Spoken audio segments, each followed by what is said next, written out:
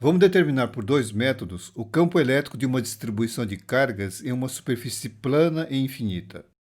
No primeiro método, vamos usar a equação do campo elétrico no eixo de um disco carregado. E depois, usando a equação do campo elétrico do fio infinito. Veremos que nessa distribuição plana, a intensidade do campo elétrico não diminui à medida que nos afastamos do plano de carga. E vamos explicar por que isso acontece, ok? Vamos lá. Campo elétrico do plano infinito de cargas. Considere uma superfície plana infinita de cargas com densidade superficial de carga sigma igual a sigma zero, sendo sigma zero uma constante, e um ponto P distante D desse plano. Determine o campo elétrico em P, item A, usando a equação do campo elétrico do disco, dado por isso aqui, sendo R o raio do disco, sigma a densidade superficial de cargas, e z a coordenada do ponto P, para o disco com centro na origem e seu eixo coincidente com o eixo z. Item B. Usando a equação do campo elétrico do fio infinito, 2k lambda sobre R e R, na qual o lambda é a densidade linear de cargas do fio, localizado sobre o eixo z, e R a coordenada radial do sistema de coordenadas cilíndricas. E item C. Analise o resultado do item A ou do item B. E aqui uma ilustração desse enunciado.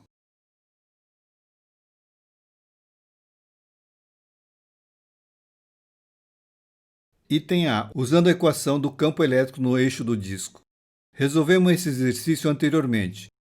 Em um ponto P distante Z de um disco de raio R, temos o campo elétrico dado por essa equação.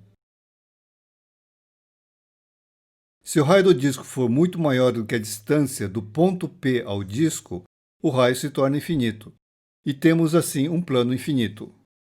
Portanto, no limite em que o R vai para infinito, o disco se torna um plano infinito.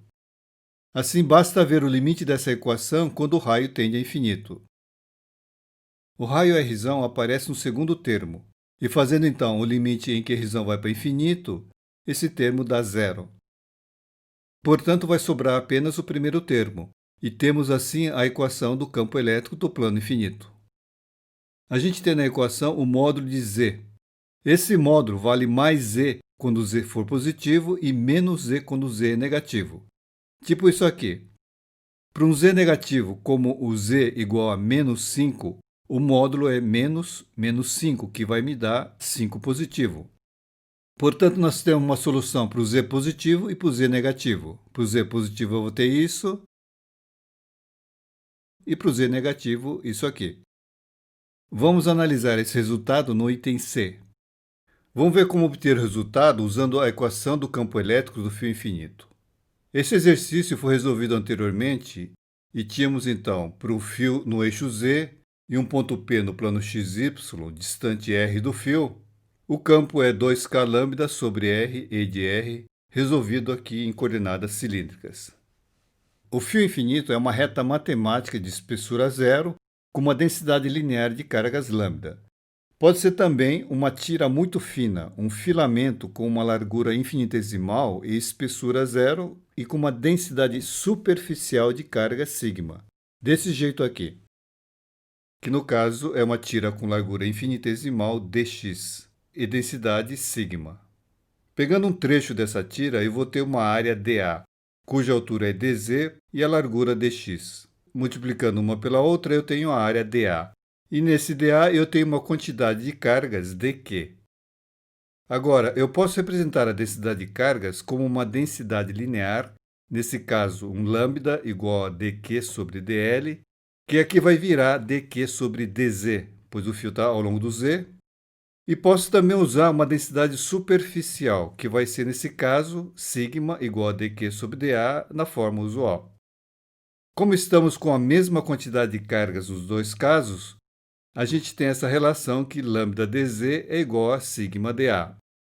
Ou, escrevendo de outra forma, que lambda é igual a sigma dx, que no nosso caso é lambda zero igual a sigma zero dx. Substituindo na equação 4, a gente vai ter isso, que vai ser um dE, um infinitesimal, que é o campo produzido por um filamento de largura infinitesimal dx.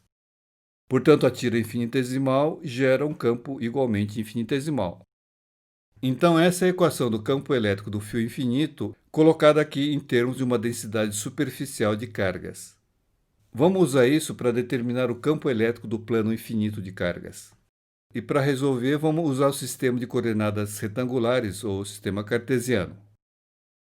Dessa forma, para o filamento paralelo ao eixo Z em uma posição arbitrária, a gente tem isso aqui. A distância do fio ao ponto é esse ômega, e o campo infinitesimal que ele produz está ao longo dessa reta. Usando a equação anterior, a gente tem o dE, com o ômega no denominador, e o E ômega, que é o vetor unitário orientado do fio em direção ao ponto P. Veja a utilidade do vetor unitário, ele dá apenas orientação, diz apenas para onde o vetor campo elétrico está apontando. Sabemos que com infinitos filamentos paralelos, eu vou formar um plano infinito de cargas. Vamos ver o que acontece quando analisamos vários filamentos. Um lá atrás, no x negativo, gera um campo infinitesimal desse jeito aqui, outro aqui no x positivo, um terceiro aqui mais esse dE, e assim vai. Com infinitos elementos, eu vou ter infinitos dEs no ponto P, e vão estar todos no plano xy. O campo resultante vai ser a soma de todos eles, ou seja, o vetor E é igual à integral do dE vetor sobre toda a distribuição. Vamos ver o que acontece quando pegamos elementos simétricos, ou seja, filamentos equidistantes à origem, e como vai ficar o campo final no ponto P. Para um elemento no x negativo, distante x da origem, ele vai gerar esse vetor dE, que pode ser quebrado nos componentes paralelo e perpendicular ao eixo y. São os vetores dE perpendicular e dEy. Para um elemento simétrico, agora no x positivo, também distante x da origem, vai gerar esse vetor dE, um vetor do mesmo tamanho que o anterior, e da mesma intensidade. Vamos desenhar visto de cima, que fica mais fácil de ver. Eu tenho aqui os eixos x e y e o eixo z saindo da folha. Aqui os filamentos em corte equidistantes à origem e seus vetores dE e suas projeções em x e y. Veja esses dois ao longo de y, eles se somam. Como cada filamento em x positivo eu vou ter um simétrico do lado x negativo, se eu somar todas essas projeções devido a todos os elementos, eu vou ter uma resultante em y diferente de zero. Agora veja os componentes perpendiculares, eles se cancelam. Então, quando eu sobrepor o de todos os elementos, vai resultar naturalmente em zero. Portanto, o campo resultante no ponto P vai ser apenas ao longo do eixo y. Então, eu escrevo vetor E igual a escalar EY ao longo de EY. E o escalar EY é a soma ou a integral de dEy devido a toda a distribuição, que no caso aqui são infinitos filamentos ou um plano infinito de cargas. Resolvendo isso, eu vou ter a solução. Vamos ver então como é esse infinitesimal escalar dEy. Vamos desenhar de novo para a gente não se perder. Temos o filamento que gera o vetor dE, que visto de cima fica assim. O que nos interessa é essa projeção no eixo y, ou dEy. E o tamanho desse vetor é o escalar dEy. Temos o ângulo β entre o vetor dE e o eixo y, que é também esse ângulo nesse triângulo retângulo de lados x, ômega e d. O dEy é a projeção de dE sobre o eixo y, portanto, dE cosseno β. Mas eu conheço esse escalar dE. Pela equação do campo do filamento, eu tenho isso. A gente tem ainda que cosseno β é d sobre ômega, e ômega 2 é igual a x2 mais d2.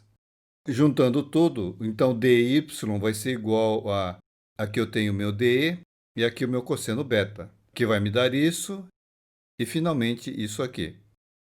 Tendo esse escalar dEy, eu posso determinar o EY, que é a sua integração considerando toda a distribuição, que no caso são os filamentos da posição x de menos infinito a mais infinito, que define todo o plano infinito.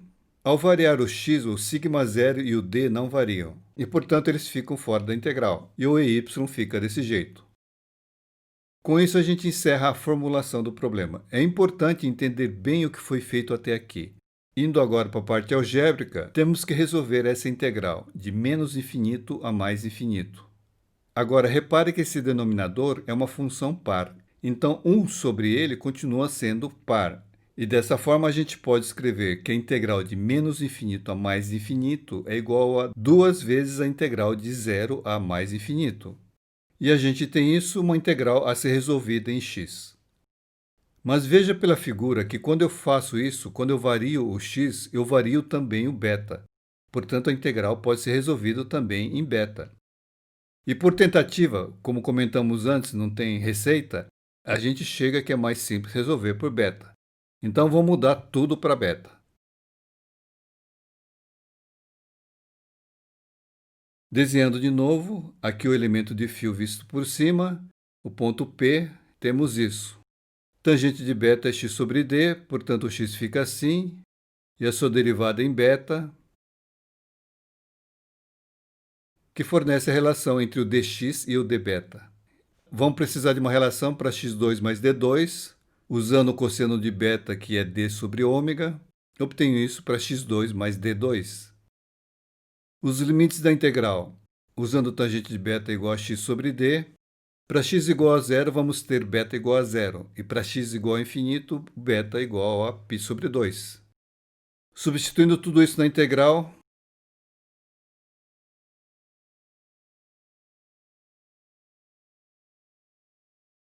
com a integração em beta, eu tenho os limites 0 e π sobre 2, cortando e resolvendo, resulta em π sobre d.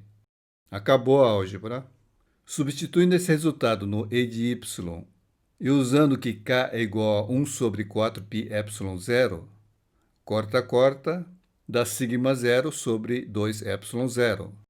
Portanto, o campo elétrico para Z positivo fica desse jeito. Sigma 0 sobre 2 epsilon 0 em E de y. Para o x negativo, basta reescrever a equação do vetor E de y. Vai ser menos EY, que vai dar isso. Temos, portanto, o mesmo resultado que do item A. Vamos analisar agora esse resultado. Vamos reescrever usando o sigma ao invés de sigma 0.